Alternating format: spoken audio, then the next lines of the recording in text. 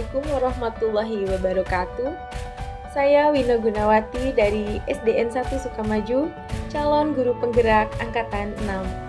Di video ini, Anda akan menyimak hasil analisis saya dari hasil wawancara tentang penerapan proses pengambilan keputusan.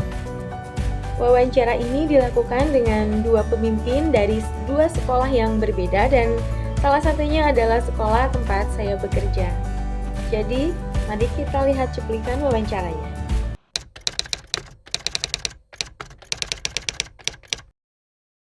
Terima kasih sudah bersedia untuk meluangkan waktunya berbagi dengan saya. Mungkin nanti ada beberapa pertanyaan yang akan saya ajukan sebagai bahan pembelajaran juga untuk saya dari pegangan yang saya akan tanyakan ini mengenai mungkin ini sesuai dengan Bapak saya di rumah. Selama ini kan tentu saja banyak masalah-masalah yang dihadapi oleh sekolah mungkin Pak. Nah mungkin diantaranya ada yang merupakan suatu dilema. Mungkin kalau Bapak pilih A nanti seperti apa, pilih B seperti apa. Tapi sejatinya kedua pilihan itu adalah benar kedua-duanya. Hanya mungkin nanti konsekuensinya yang berbeda mungkin. Itu suatu dilema mungkin. Atau ada juga yang dilema yang memang ada pilihan antara dua. Kalau Bapak pilih yang satu itu benar, tapi yang satunya lagi itu secara regulasi atau secara nilai-nilai itu mungkin salah. Tapi mungkin ada beberapa pertimbangan juga, misalnya menyangkut dengan kepentingan beberapa pihak. Nah, bagaimana cara Bapak mengidentifikasi antara yang dilema antara benar dengan benar dan dilema yang antara benar dengan salah itu bagaimana Pak? Membedakan apakah ini suatu dilema ataukah bukan gitu, atau disebut dengan rujukan moral? Seperti apa? Terima kasih Bu Wina atas kesempatan yang telah diberikan diwawancarai berkaitan dengan beberapa kasus yang tadi bisa menimbulkan hal dilematik. Sebetulnya ketika kita menghadapi hal-hal yang sifatnya dilematik, susah memang untuk memutuskan hal tersebut. Namun Bapak tetap berpedoman kepada norma yang berlaku, aturan yang berlaku. Itu memang harus kita depankan. Peraturan yang sudah berlaku memang itu yang harus menjadi pedoman ketika dalam pengambilan keputusan.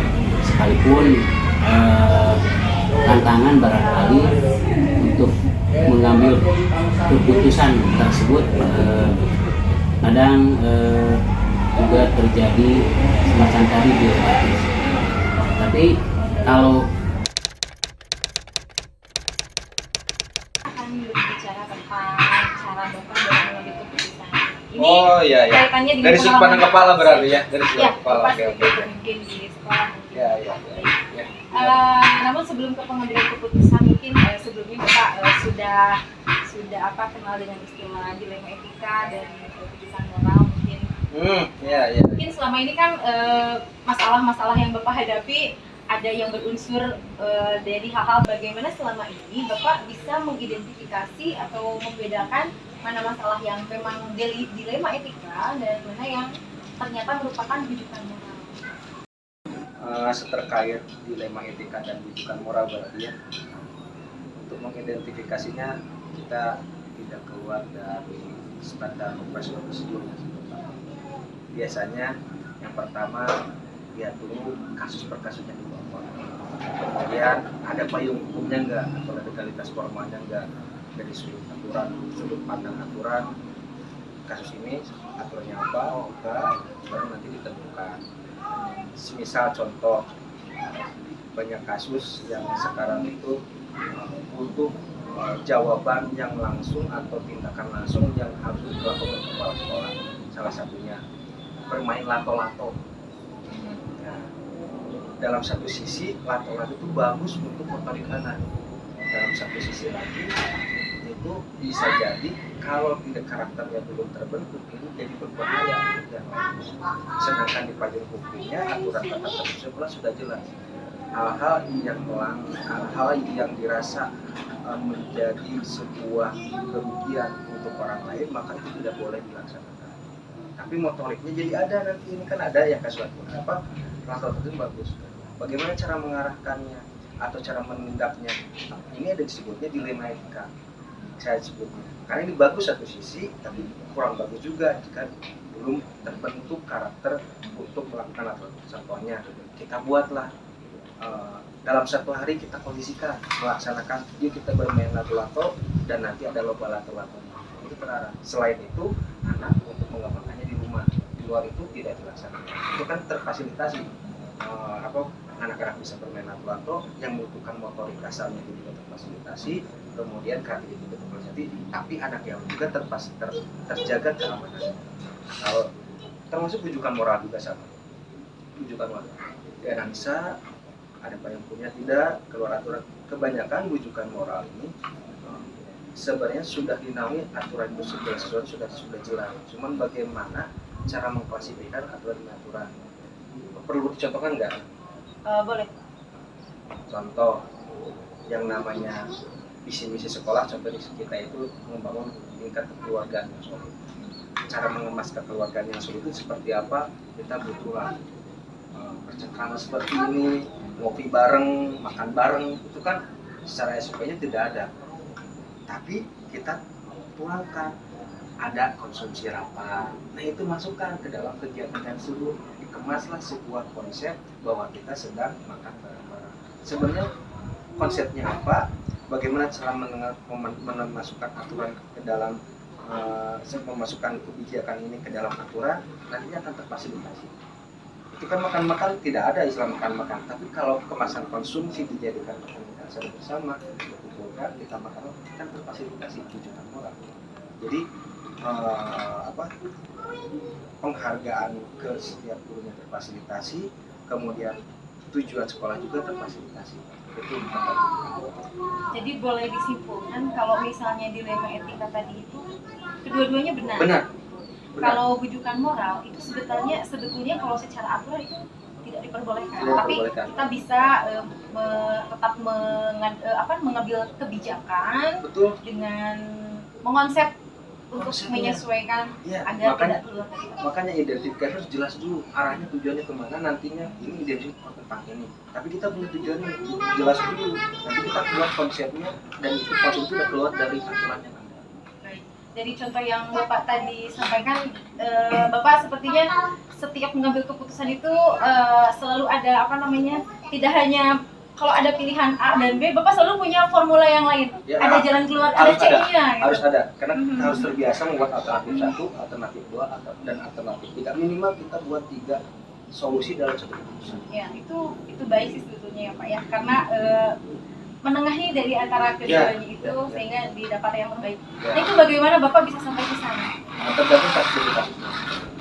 Karena kalau ada kasus yang urgent yang bisa putusan harus hari ini, yang sudut pandang mana kita melihatnya, kemudian ada kasus yang tidak urgent, dan itu semuanya tetap tidak keluar dari standar operasional prosedurnya sih sebenarnya.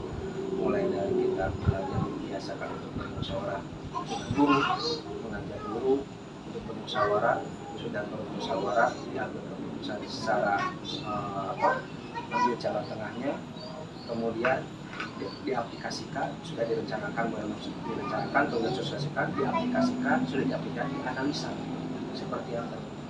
Kembali lagi rapat lagi. Sembari itu berjalan, ini ada tim dan tim-timnya harus bergerak. Jadi sebetulnya memang ada prosedurnya ya? Ada langkah-langkah. Ada langkah-langkah. Termasuk rapat pun kan banyak caranya. Ada rapat umum, ada rapat khusus, ya, dan kalau bahasa organisasi ada rapat kecil, ada rapat besar, ada rapat umum juga. Bedanya besar dengan umum ya. Secara keseluruhan kita lakukan kalau secara istilahnya itu dengan orang tua, dengan guru, dengan komunikasi. dan itu tidak terlepas dari sosialisasi. Kita endingnya pada ketika sudah rapat disosialisasikan dengan guru, kita dapat sosialisasi dengan orang tua, kemudian kita bagaimana analisanya sesuai itu dan dengan tujuan yang diharapkan. Tadi tahapannya itu dulu, start operasi perencanaan, mengorganisir, pelaksanaannya bagaimana, PO, A, bagaimana kita pelaksanaan, C, siap. Kalau kembali ke dilema etika ya Pak, kan tadi dilema etika itu kan benturan antara yang benar dengan yang benar. Nah, kadang-kadang kita itu bingung pilihnya. Kita pilih yang A benar, tapi di sisi lain B juga benar. Tapi mungkin ada beberapa kepentingan atau beberapa pihak yang tidak dirugikan mungkin atau tidak terpuaskan. Jadi ada konsekuensi, ada yang harus dikorbankan mungkin lah istilahnya. Nah, ada tidak ketika Bapak dihadapkan pada situasi seperti itu, langkah apa yang Bapak ambil biasanya? Sebenarnya sangat sederhana, mulai dari terbiasa untuk bermusyawarah, kemudian ajak diskusi arahnya kemana, tujuannya berapa. Sederhana sebenarnya, cuman nilai-nilai luhur yang disebut dengan nilai-nilai Pancasila yang disebut musyawarah itu kadang seolah kadang kalau sekarang kita terbuka, kalau di sekolah kami terbuka, semua pasti melalui musyawarah. Semua melalui musyawarah, kemudian tujuan akhirnya apa dan tahap penyertaan. Jadi kalau bisa dibilang musyawarah itu adalah langkah yang paling tepat, paling efektif untuk menyelesaikan semua masalah.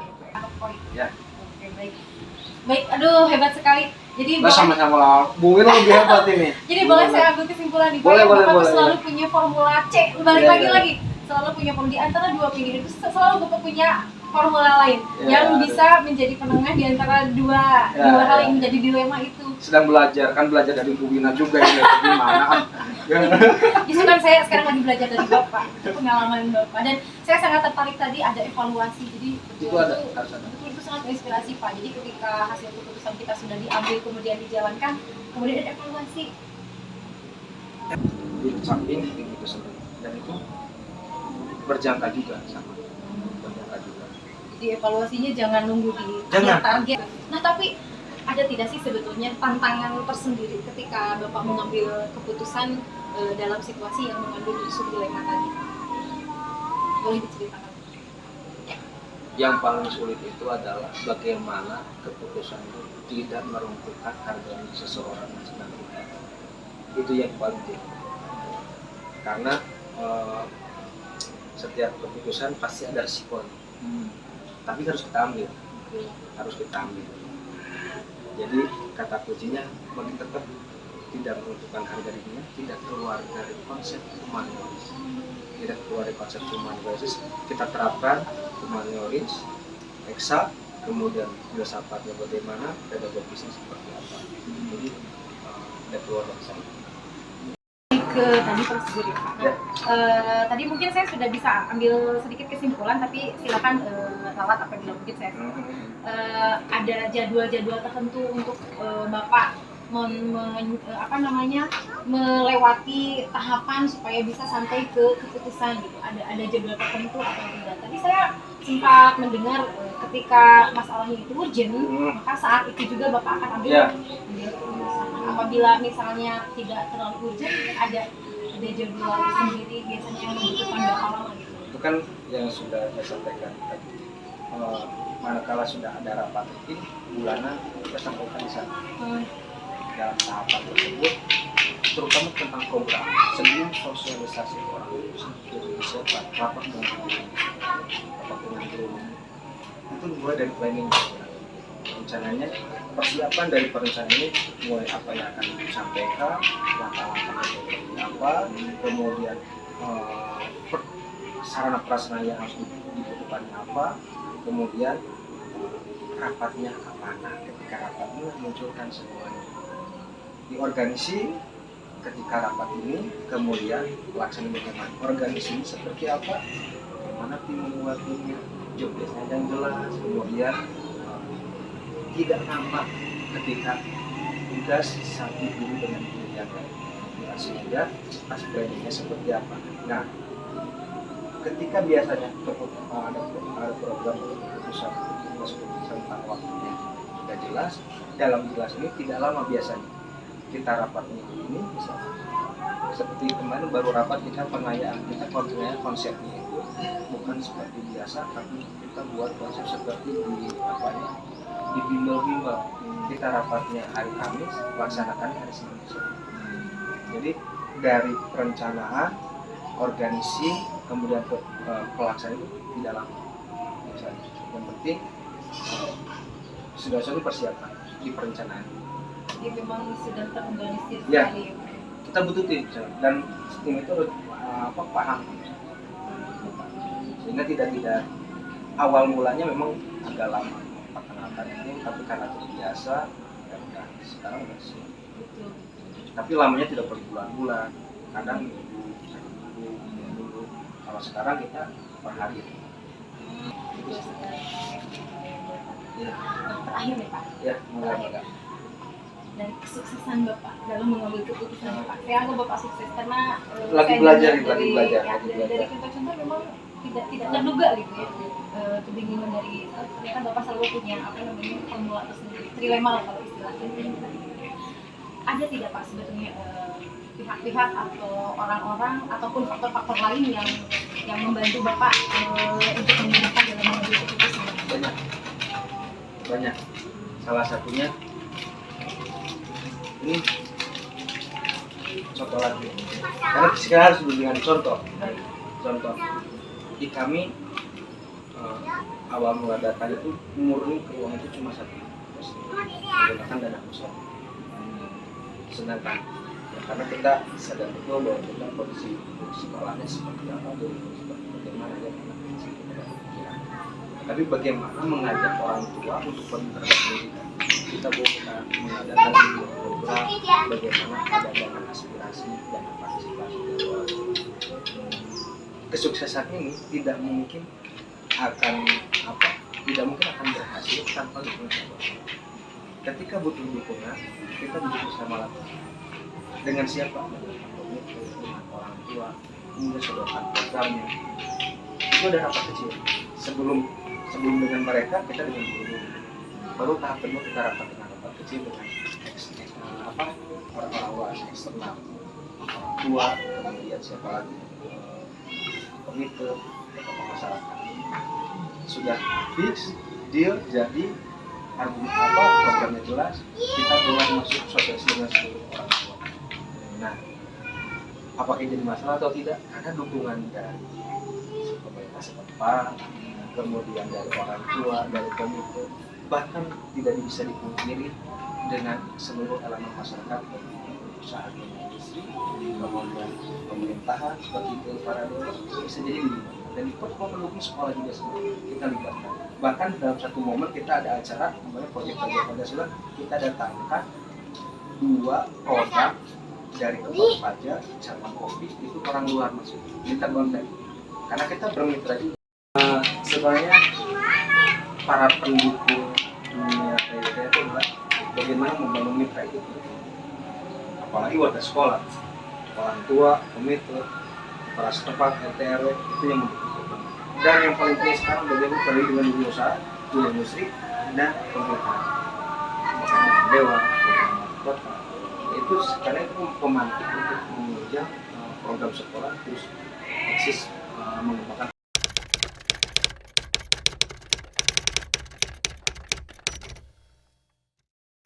Dari wawancara tadi dengan 2 narasumber kita tentang penerapan proses pengambilan keputusan, terdapat beberapa persamaan dan perbedaan. Persamaannya adalah kedua narasumber tersebut sama-sama melalui proses musyawarah.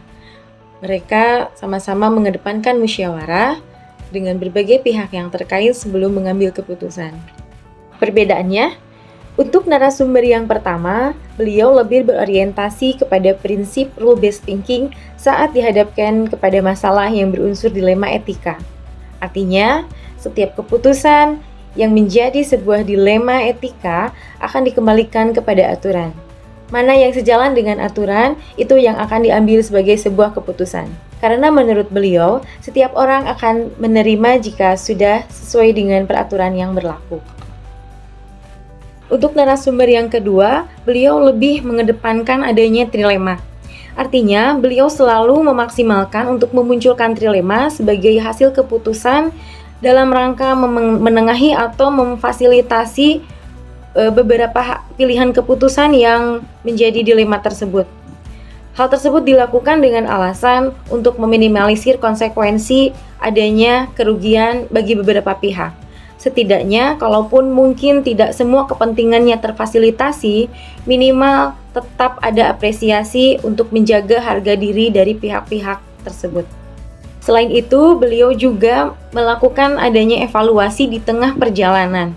Hal tersebut dilakukan untuk memantau tingkat keberhasilan dari hasil keputusan yang telah diambil, atau bahkan mungkin untuk mengantisipasi apabila ada hal-hal yang tidak diinginkan, atau bahkan mungkin bisa menjadi alat ukur apakah keputusan yang sudah diambil itu sudah tepat atau belum, dan kalau misalnya memang ada waktu atau bisa untuk diganti dengan keputusan lain yang lebih tepat. Dan yang terakhir, beliau juga melakukan komunikasi dengan berbagai pihak yang terkait untuk memudahkan dalam pengambilan keputusan. Ternyata kedua narasumber kita sudah melakukan beberapa tahapan dalam pengambilan keputusan, yaitu dengan menggunakan beberapa prinsip pengambilan keputusan, kemudian adanya pengujian terhadap nilai-nilai, adanya investigasi terhadap trilema, dan setelah membuat keputusan kemudian melakukan evaluasi atau refleksi. Beberapa pelajaran yang dapat saya ambil dari kegiatan wawancara tadi, yang pertama adalah kita harus mengedepankan musyawarah sebelum mengambil keputusan, apalagi jika keputusan tersebut menyangkut kepentingan orang banyak. Kalaupun bersifat urgent dan membutuhkan keputusan dengan segera, maka tetap setelahnya kita adakan musyawarah agar mendapatkan refleksi dari pihak-pihak yang terkait. Yang kedua, kita jangan terpaku kepada dua pilihan keputusan yang menjadi dilema. Kita harus mencari tahu apabila mungkin ada jalan keluar lain yang dapat menjadi penengah atau dapat memfasilitasi, setidaknya meminimalisir konsekuensi yang dapat merugikan beberapa pihak, atau lebih kita kenal dengan istilah trilema. Yang ketiga, kalaupun keputusan yang telah diambil tidak dapat memfasilitasi kepentingan semua pihak, maka tetap usahakan agar mereka tetap merasa dihargai dan tetap terjaga harga dirinya. Poin yang keempat, menjalin komunikasi yang baik dengan berbagai pihak yang terkait akan membantu memudahkan dalam mengambil keputusan, karena mereka akan dengan senang hati membantu kita untuk kebaikan yang sedang kita usahakan. Kemudian untuk yang terakhir, jangan lupa untuk melakukan evaluasi atau refleksi. Dan hal tersebut tidak harus menunggu sampai akhir perjalanan, melainkan sebelum di akhir perjalanan. Karena dapat mengantisipasi apabila terdapat hal-hal yang tidak diinginkan atau jika ada dampak buruk yang tidak terduga dari keputusan yang telah diambil, kita masih ada waktu untuk mengantisipasinya atau mengatasinya. Kalaupun tidak dapat memperbaiki untuk masa sekarang, maka itu akan dapat menjadi pembelajaran di masa depan. Sebagai kesimpulan saya terhadap modul ini, bahwa dalam mengambil sebuah keputusan yang berunsur dilema etika, langkah pertama yang harus kita lakukan adalah kenalilah nilai-nilai yang bertentangan. Kemudian gunakan salah satu dari prinsip pengambilan keputusan.